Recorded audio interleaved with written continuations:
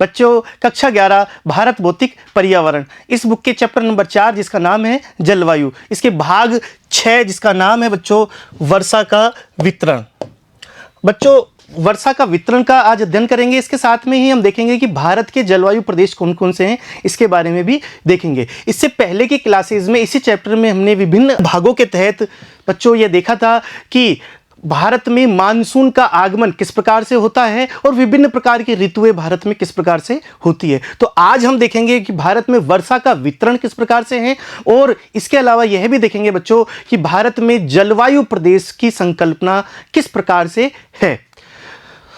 तो वर्षा का वितरण यदि हम बात करें बच्चों, तो भारत में औसत वार्षिक वर्षा यदि मानी जाती है वो 125 सेंटीमीटर यानी कि 125 सेंटीमीटर की वार्षिक औसत वर्षा हमारे यहाँ पर मानी जाती है। ठीक है, लेकिन यहाँ पर यदि हमारे सामने ये 125 सेंटीमीटर औसत वार्षिक वर्षा दी हुई है, लेकिन इसका मतलब ये नहीं है बच्चों कि यहाँ पर पूरे भारत में समान रूप से यहाँ पर वर्षा होती है या पूरे साल भर वर्षा होती है। वर्षा की सामयिक अवस्था अर्थात किस समय वर्षा होती है और उसका वितरण अलग अलग स्थानों पर कौन से स्थानों में ज़्यादा होती है, कौन से स्थानों में कम होती है, इन दोनों में भिन्नताएं देखने को मिलती है। जहां समय के हिसाब से देखें तो बच्चों हम पहले भी देख चुके हैं कि भारत में वर्षा अधिकांश जो वर्षा होती है बच्चों वो दक्षिण पश्चिम मानसून से होती है। ठीक है, या और यदि हम बात करें वितरण की तो अलग अलग स्थानों पर अलग अलग यहाँ वर्षा पाई जाती है। जहाँ कुछ क्षेत्रों में जैसे कि पश्चिमी घाट है या पूर्वी हिमालय के जो क्षेत्र हैं वहाँ पर 250 सेंटीमीटर से अधिक वर्षा देखी जाती है।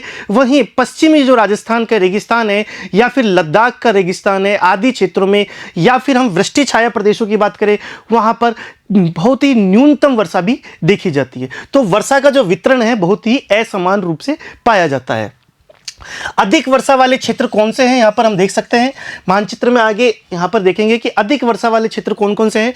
तो पश्चिमी तट, पश्चिमी घाट, उत्तर पूर्व के उप हिमालयी क्षेत्र तथा मेघालय की पहाड़ियों पर होते हैं और यह सर्वाधिक वर्षा देखी जाती है। इसके कारण भी बच्चों हम मानसून जब पढ़ रहे थे वहां पर हम देख चुके थे कि पश्चिमी घाट पर वर्षा सर्वाधिक होती है। इसके लिए यदि हम बात करें पूर्वी हिमालय का जो क्षेत्र है, मेघालय का जो क्षेत्र है, वहां पर सर्वाधिक वर्षा पाई जाती है।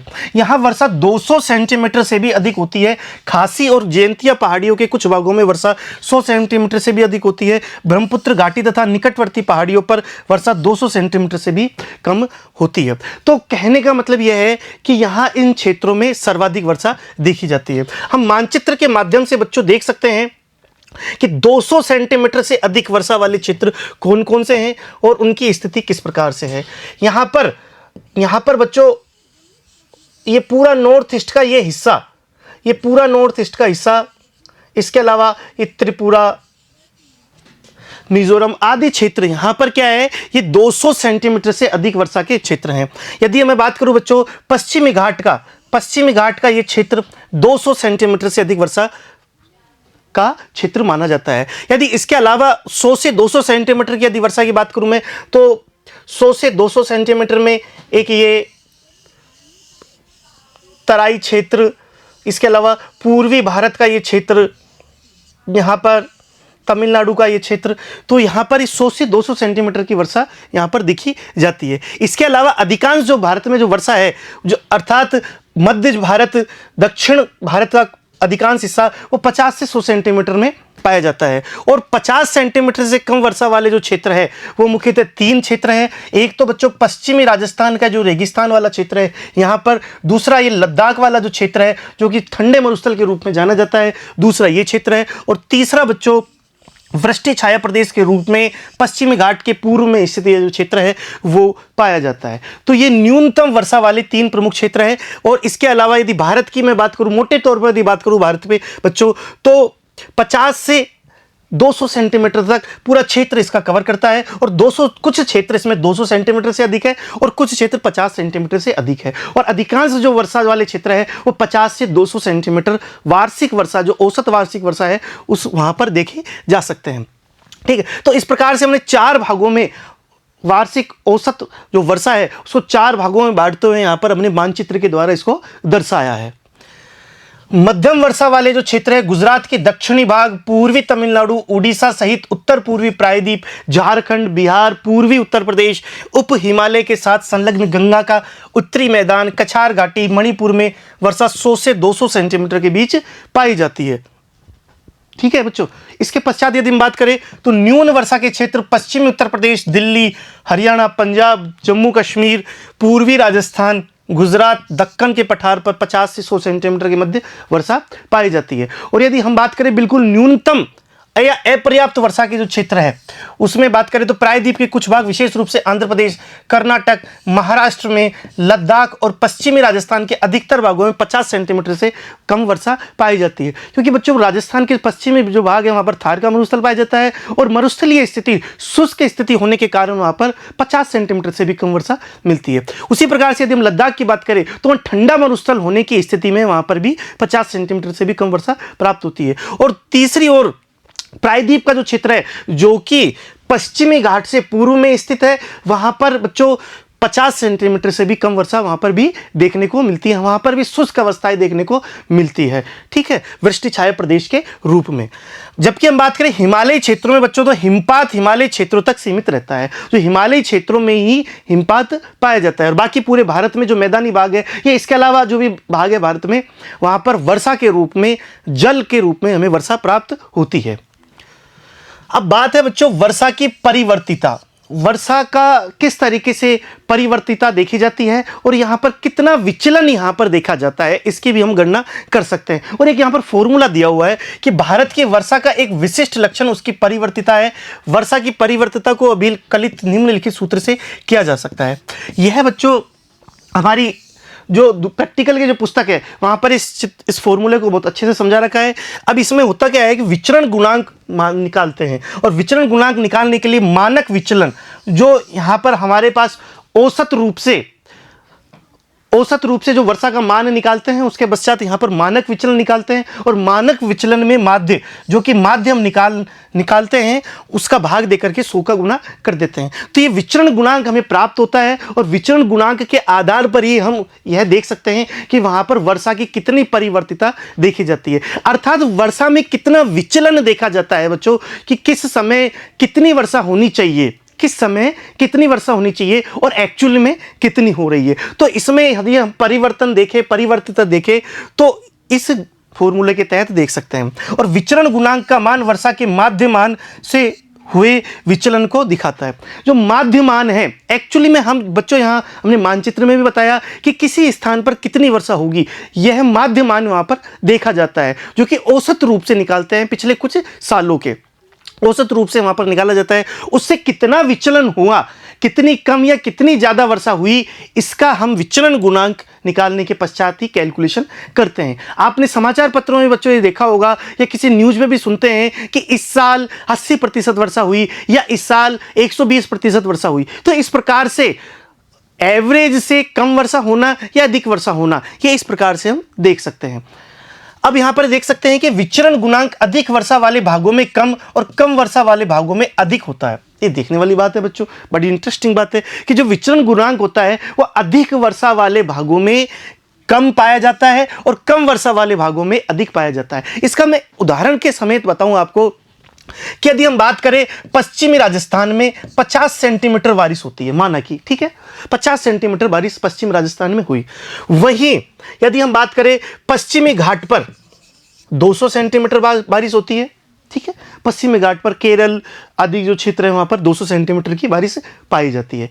यदि हम बात करें बच्चों कि दोनों क्षेत्रों में किसी समय 10 सेंटीमीटर कम वर्षा हुई, दोनों क्षेत्रों में 10 सेंटीमीटर वर्षा कम हुई, तो यहां तो घट करके कितनी आ जाएगी 40 सेंटीमीटर और यहां घट करके कितनी आ जाएगी 190 सेंटीमीटर।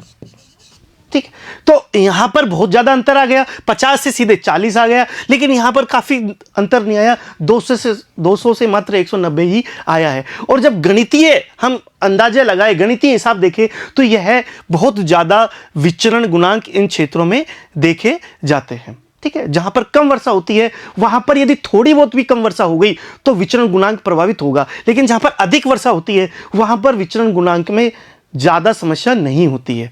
ठीक है, कुछ स्थानों की वार्षिक वर्षा में 20 से 50% तक विचलन हो जाता है।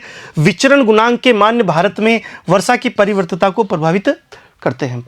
अब 20 से 50% तक विचलन यहाँ पर पाया जाता है कुछ स्थानों की वार्षिक वर्षा में। यदि माना कि बच्चों इन स्थानों में 25 सेंटीमीटर वर्षा पाई गई, ठीक है, किसी साल यदि 25 सेंटीमीटर, तो वो तो जस्ट आधी हो गई, 50 से सीधी 25 पे आ गई, अर्थात आधी हो गई, हाफ हो गई, और बहुत ज़्यादा यहाँ पर विचलन गुणांक में समस्या देखी जाती है। लेकिन यदि यहाँ पर हम बात करें तो 25 या 50 सेंटीमीटर पे कम होने पर भी बहुत ज़्यादा समस्या नहीं होगी। तो कहने का मतलब यह है कि जहाँ अधिक वर्षा होती है, जहाँ उनका माध्य अधिक होता है, ठीक है, वहाँ विचलन गुणांक कम देखा जाता है, और जहाँ पर कम वर्षा होती है वहाँ पर अधिक विचलन गुणांक देखा जाता है। 25% से कम परिवर्तिता पश्चिमी तट, पश्चिमी घाट, उत्तर पूर्वी प्रायद्वीप, गंगा के पूर्वी मैदान, उत्तर पूर्वी भारत, उत्तरांचल, हिमाचल प्रदेश तथा जम्मू एवं कश्मीर के दक्षिण पश्चिम भागों में पाई जाती है, जहां पर 25% से कम परिवर्तिता देखी जाती है। अब यहां पर बच्चों, यहां पर देखने वाली बात है कि यहां पर अधिक वर्षा भी होती है। तो इस मानचित्र के द्वारा हम देख सकते हैं बच्चों कि 4 भाग किए हैं, 15% से कम, 15 से 30, 30 से 60 और 60 से ज़्यादा परिवर्तिता प्रतिशत में जो कि दर्शाई गई है। तो हम वही स्थिति यहाँ पर देख सकते हैं बच्चों कि सर्वाधिक जो परिवर्तिता है वो पश्चिमी राजस्थान के रेगिस्तान वाले क्षेत्र में देखी जाती है, जो 60% से भी अधिक हो सकती है, अर्थात यहाँ पर 60% का विचरण देखा जा सकता है, परिवर्तिता देखी जा सकती है। इसके समीप वाले जो क्षेत्र है वहाँ पर 30%, और इसके अधिकांश जो भारत का जो हिस्सा है वो 15 से 30% में आता है। साथ ही कुछ क्षेत्रों में जहाँ सर्वाधिक वर्षा देखी जाती है, ये नॉर्थ ईस्ट के इन भागों में, ठीक है, ये पश्चिमी घाट में, यहाँ पर 15% से भी कम परिवर्तिता देखी जाती है। तो हमने जो बताया था बच्चों कि अधिक वर्षा वाले क्षेत्रों में कम परिवर्तिता और कम वर्षा वाले क्षेत्रों में अधिक परिवर्तिता यहाँ पर देखी जा सकती है। अब परिवर्तिता बच्चों यहाँ पर यदि अधिक है तो यहाँ पर समस्या भी ज़्यादा पैदा होगी, ठीक है। तो यहाँ पर 50 सेंटीमीटर का एवरेज पहले से ही है, यदि और भी कम वर्षा हो गई, 25 सेंटीमीटर हो गई, तो बहुत ज़्यादा समस्या, सूखा जैसी स्थिति भी यहाँ पर देखी जा सकती है। इन क्षेत्रों में वार्षिक वर्षा 100 सेंटीमीटर से अधिक होती है। 50% से अधिक परिवर्तिता राजस्थान के पश्चिमी भाग, जम्मू कश्मीर के उत्तरी भागों तथा दक्कन के पठार के आंतरिक भागों में पाई जाती है। इन क्षेत्रों में वार्षिक वर्षा 50 सेंटीमीटर से भी कम होती है। तो जहां 50 सेंटीमीटर से भी कम वर्षा होती है बच्चों, वहां 50% से भी अधिक परिवर्तिता देखी जाती है, अर्थात जहां पर कम वर्षा होती है वहां पर ही विचलन ज़्यादा देखा जाता है, वहां पर ही वर्षा में जो विचलन होता है, जो परिवर्तिता है, वो ज़्यादा देखी जाती है। भारत के शेष भागों में परिवर्तिता 25 से 50% तक है। इन क्षेत्रों में वार्षिक वर्षा 50 से 100 सेंटीमीटर तक के बीच रहती है। तो एवरेज यदि मोटा मोटी रूप से हम देखें तो 50 से 100 सेंटीमीटर के बीच में भारत में अधिकांश जो क्षेत्रों में वर्षा होती है वहां पर 25 से 50% तक ही परिवर्तिता देखी जाती है। तो कहने का मतलब यही है बच्चों कि जहां पर अधिक वर्षा होगी वहां पर कम परिवर्तिता, जहां पर कम वर्षा होगी वहां पर अधिक परिवर्तिता देखी जाती है। अब इसके बाद अगला जो हमारा पॉइंट है वो है भारत के जलवायु प्रदेश। भारत के जलवायु प्रदेशों को हमने विभिन्न भागों में बांटा जा सकता है। हम बच्चों दूसरी जो हमारी पुस्तक है भौतिक भूगोल के मूल सिद्धांत, इस पुस्तक में विस्तृत रूप से इसका अध्ययन किया और वहाँ पर जलवायु प्रदेशों की संकल्पना किस प्रकार से बांटी है और किन किन तरीकों से उनको हम विभाजित कर सकते हैं आदि स्तरों पर वहाँ पर अध्ययन करेंगे। ठीक है, यहाँ पर हम केवल भारत की जलवायु प्रदेशों की बात करते हैं कि भारत को किस प्रकार से कोपेन महोदय ने जलवायु प्रदेशों में बांटा है। इसके अलावा बच्चों यदि हम बात करें, हम आगे की जब बड़ी क्लासेज में पढ़ेंगे तो थॉर्नथवेट, ठीक है, त्रिवार्था आदि विभिन्न वैज्ञानिकों ने, जलवायुवेत्ताओं ने किस प्रकार से भारत की और विश्व की जलवायु को बांटा है उसको हम अध्ययन बड़ी क्लासेज में करेंगे। अभी हमारे यहाँ पर केवल कोपेन महोदय के द्वारा जो जलवायु का जो प्रदेशों का विभाजन किया गया है उसका ही हम यहाँ पर अध्ययन करेंगे। और यह विभाजन किस प्रकार से किया है, इनका आधार क्या है और इनका किस प्रकार से सूत्रों के कौन से सूचक यहाँ पर लिए हैं, उनका जो वर्णन है वो दूसरी पुस्तक में हम अध्ययन करेंगे। तो भारत की जलवायु मानसून प्रकार की है, तथापि मौसम के तत्वों के मेल से अनेक क्षेत्रीय विभिन्नताएं प्रदर्शित होती है। यही विभिन्नताएं जलवायु के उप प्रकारों में देखी जा सकती है। तो इसी के आधार पर हम देख सकते हैं कि यहाँ पर जलवायु प्रदेश पहचान सकते हैं कि भारत की जो जलवायु है बच्चों वो किस प्रकार की है, मानसूनी प्रकार की है। लेकिन प्रादेशिक रूप से जो इसमें भिन्नताएं पाई जाती है, चाहे वर्षा के स्तर पर हो, चाहे तापमान के स्तर पर हो, चाहे दाब के स्तर पर हो, ठीक है, चाहे पवनों के चलने की दिशा हो या फिर उनका वेग हो आदि, जो यहाँ पर विभिन्न प्रकार के जो स्थानीय जो कारक है उनमें भिन्नताएं पाई जाती है। इस प्रकार से भारत में अलग अलग जलवायु प्रदेश पाए जाते हैं। एक जलवायु प्रदेश में जलवायुवीय दशाओं का समरूपता होती है जो जलवायु के कारकों के संयुक्त प्रभाव से उत्पन्न होती है। अब जलवायु का जब हम अध्ययन करते हैं बच्चों तो यहाँ पर विशेष रूप से वर्षा, तापमान, वायुदाब आदि चीजों को देखा जाता है और इन सबको समेकित रूप से यदि हम मिलाए तो किसी एक क्षेत्र का हम मोटा मोटी रूप से अंदाजा ले सकते हैं कि वहां पर किस प्रकार की जलवायु पाई जाएगी। ठीक है, और यदि हम पूरा भारत की जलवायु का विस्तार से बात करें, हम भारत की जलवायु का, तो भारतीय जलवायु तो मानसूनी प्रकार की है ही, लेकिन फिर भी यदि हम प्रादेशिक रूप से उसमें विभाजन करें तो अलग अलग प्रकार की जलवायु यहां पर देखने को मिलेगी। तो तापमान और वर्षा जलवायु के दो महत्वपूर्ण तत्व हैं जिन्हें जलवायु वर्गीकरण की सभी पद्धतियों में निर्णायक माना जाता है। तथापि जलवायु का वर्गीकरण एक जटिल प्रक्रिया है, बहुत जटिल प्रक्रिया है बच्चों, क्योंकि यह इतनी आसान नहीं है।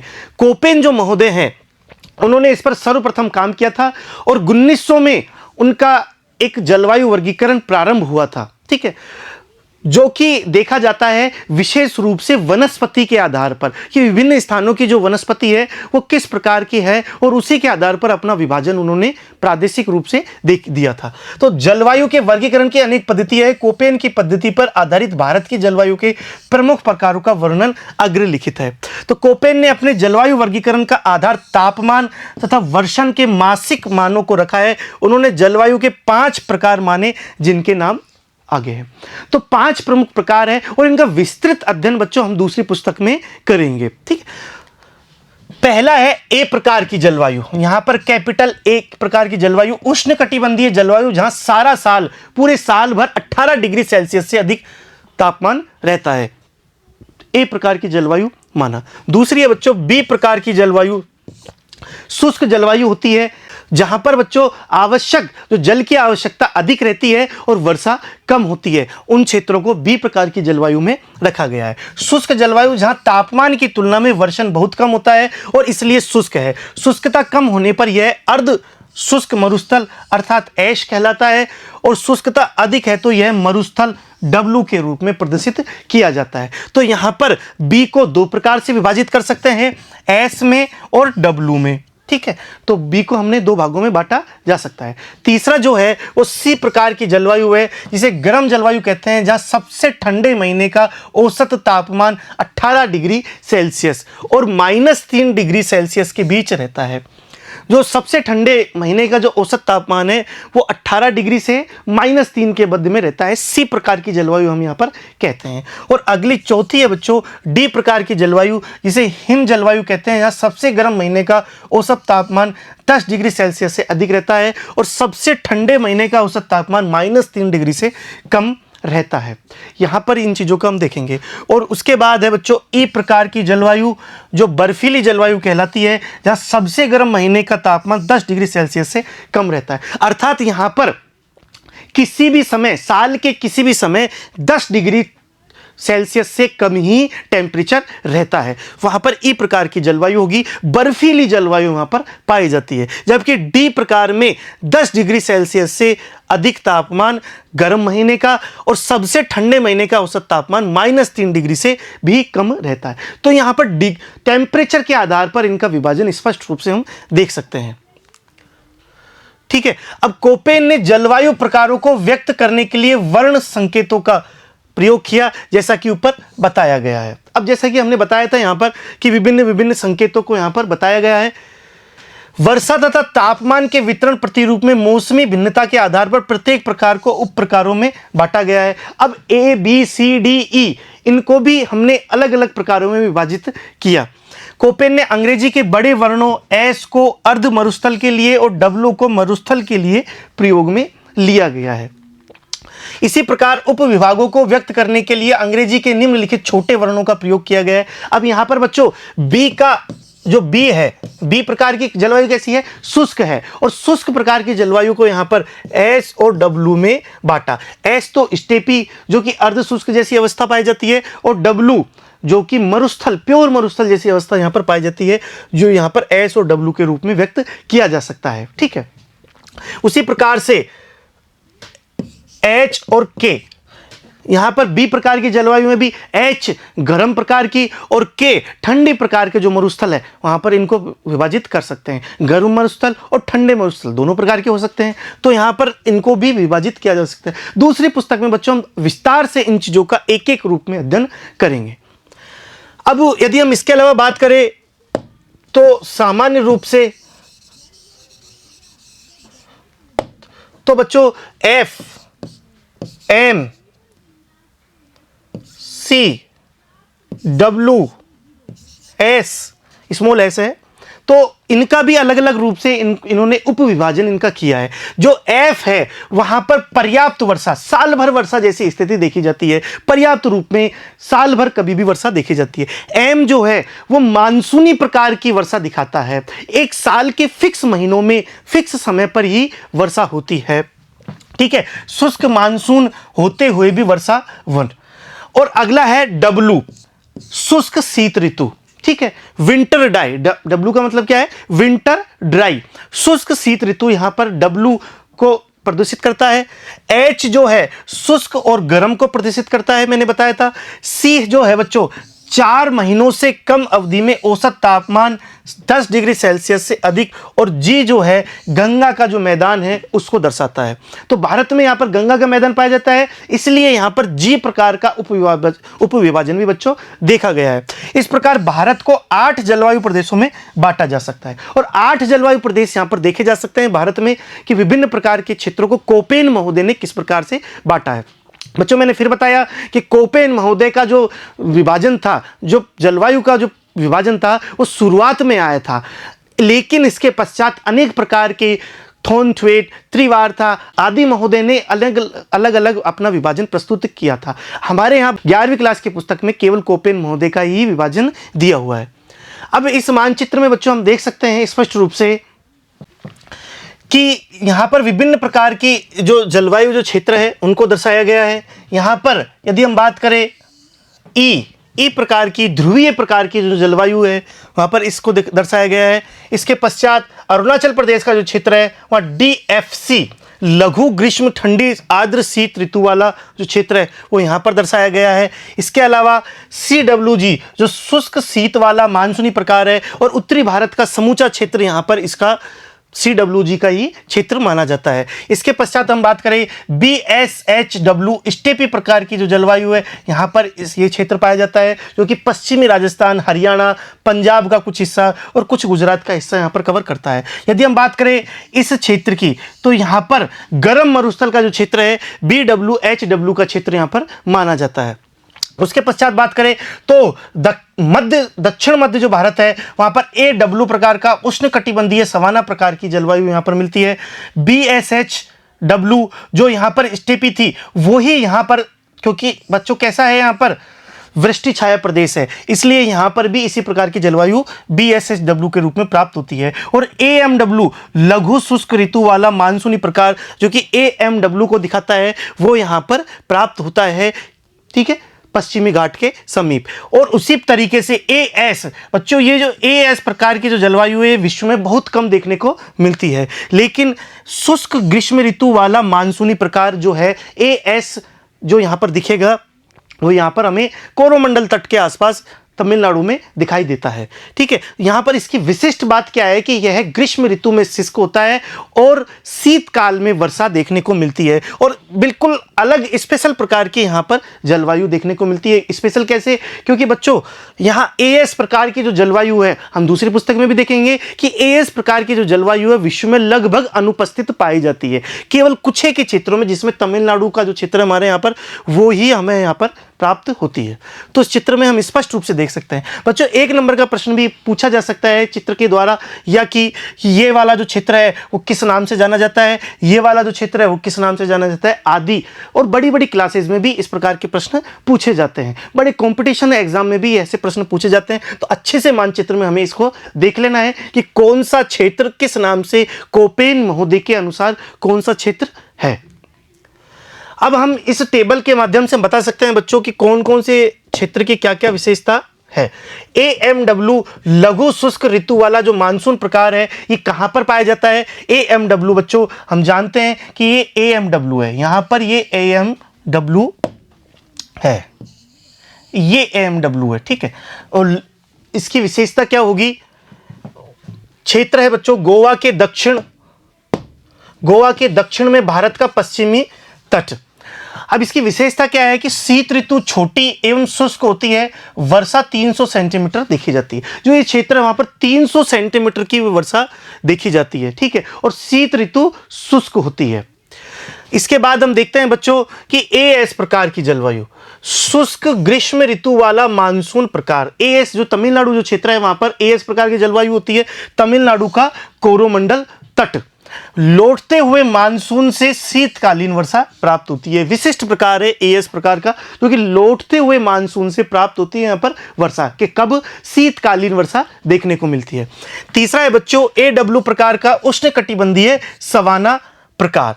AW जो है, अब यहां पर हम बात करें तो ये पूरा क्षेत्र बच्चों, यह जो पूरा क्षेत्र है ये AW प्रकार की जलवायु को दर्शाता है, यह पूरा क्षेत्र, ठीक है, AW प्रकार की जलवायु को दर्शाता है। अब इसकी विशेषता क्या है कि कर्क वृत्त के दक्षिण में प्रायद्वीपीय पठार का अधिकतर भाग इसमें पाया जाता है, ये हमने देखा। शीत ऋतु शुष्क होती है और वर्षा 75 सेंटीमीटर पाई जाती है। शीत ऋतु बच्चों पूरे भारत में यदि हम बात करें तो शीत ऋतु शुष्क ही पाई जाती है, केवल कोरोमंडल तट को छोड़ करके, या फिर उत्तर भारत में जो पश्चिमी विक्षोभ से जो वर्षा होती है उसको छोड़ दे तो वो बहुत कम वर्षा होती है, उसको छोड़ दे बच्चों तो पूरे भारत में शीत ऋतु शुष्क ही होती है। तो यहां पर हमने देखा AW। उसके पश्चात है बच्चों BSHW अर्ध शुष्क स्टेपी जलवायु। BSHW या एक तो बच्चों यहां पर BSHW की स्थिति यदि हम बात करें तो एक तो यहां पर इसकी स्थिति है इस स्थान पर, ठीक है, एक तो इस स्थान पर है, एक BSHW की स्थिति यहां पर देखने को मिलेगी। तो 2 स्थानों पर यहां पर BSHW मिलेगा और स्टेपी प्रकार की जलवायु यहां पर देखने को मिलती है। तो BSHW उत्तर पश्चिमी गुजरात, पश्चिमी राजस्थान और पंजाब के कुछ भाग यहां पर देखने को मिलते हैं।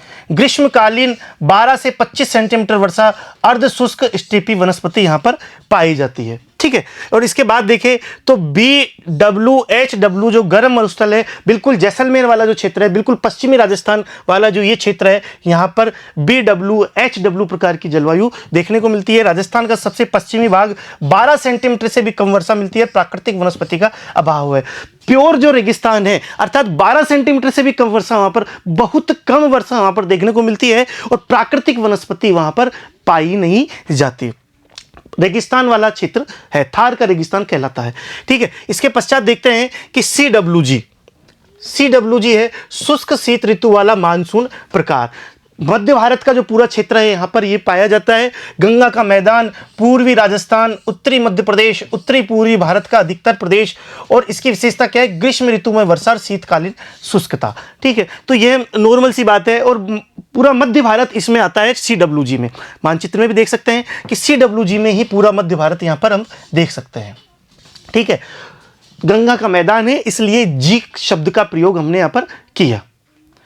इसके बाद है बच्चों TFC लघु ग्रीष्म तथा ठंडी आर्द्र शीत ऋतु वाला जलवायु प्रदेश, जो कि अरुणाचल प्रदेश में ही मिलता है। और इसकी विशेषता क्या है कि यह है शीतकालीन यहाँ पर आर्द्र, लंबा, ठंडा होता है, ग्रीष्मकालीन अल्प समय का होता है। यहाँ पर गर्मियां बहुत कम होती है, सर्दी काफी अधिक होती है, लंबी होती है और आर्द्र होती है, ठीक है।